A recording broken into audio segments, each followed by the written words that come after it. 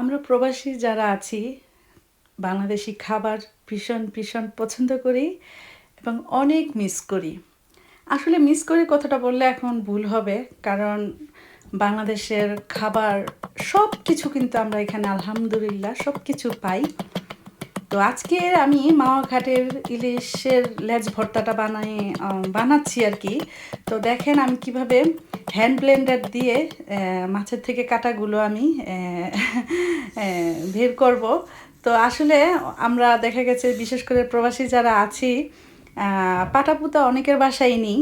তো যার কারণে যখন ইলিশ মাছের লেজ ভর্তা খেতে মন চায় তখন কিন্তু আমরা মানে মানে এভাবে যে ছেঁচাটা ব্যাপার স্যাপার আছে, যে এটা আসলে ছেঁচা দিতে হবে, তা না হলে কাঁটাগুলো বের হবে না।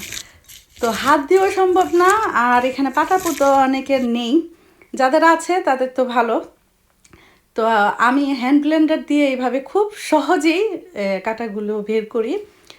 তো আপনারাও ট্রাই করবেন, যাদের পাটাপুতা নেই তারা এই হ্যান্ড ব্লেন্ডার দিয়ে একবার ট্রাই করে দেখেন, খুব সহজে কাটা, যে কোনো মাছের কাটাই আপনারা খুব সহজে বের করে ফেলতে পারবেন। তো এই জন্যই ভিডিওটা শেয়ার করলাম। তো এখানে আমি বেশ অনেকগুলো শুকনা মরিচ ভেজে নিয়েছি, আর সাথে পেঁয়াজ, ধনিয়া পাতা সব ভালো করে মানে মতে নিচ্ছি। তো মাছগুলো আমার সবগুলো কাটা মানে বাছা হয়ে গেছে। এখন আমি মাছগুলো এগুলোর সাথে অ্যাড করব, তারপর লাস্টে আমি সরিষার তেল দিব। আর হ্যাঁ, দেখতে পাচ্ছেন যে খুবই সুন্দর করে কিন্তু কাটাগুলো আমি বেছেছি। আমার মনে হয় না একটা কাটা এটার মধ্যে খুঁজলে পাওয়া যাবে, এত নিখুঁতভাবে আমি কাটাগুলো বেছেছি। যেহেতু ইলিশ মাছের লেজ ভর্তা আমার বাচ্চারা অনেক পছন্দ করে, ইলিশ মাছের লেজ ভর্তাটা যখনই বানায় ওরা খুব পছন্দ করে খায়। আর সাথে নিয়েছি গরম গরম পেঁয়াজু আর টমেটো ভর্তা।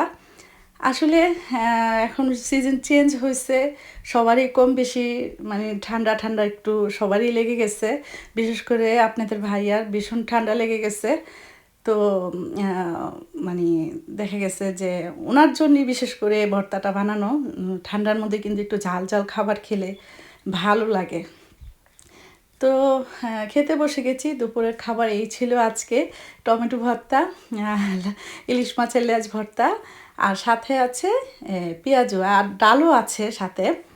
তো আলহামদুলিল্লাহ ভীষণ ভীষণ মজা হয়েছে, আর ভর্তাটা ভীষণ ঝাল হয়েছে। আসলে যদি আপনারা মাও ঘাটে ইলিশ মাছের ভর্তা সেম মানে ওইভাবেই বানাতে চান, তাহলে কিন্তু ঝালের পরিমাণটা একটু বেশি দিতে হবে, কারণ মাও ঘাটে কিন্তু ভীষণ ঝাল দেয়। পেঁয়াজের পরিমাণ আর মরিচের পরিমাণ ভীষণ মানে খুব ভালো দেয় আর কি।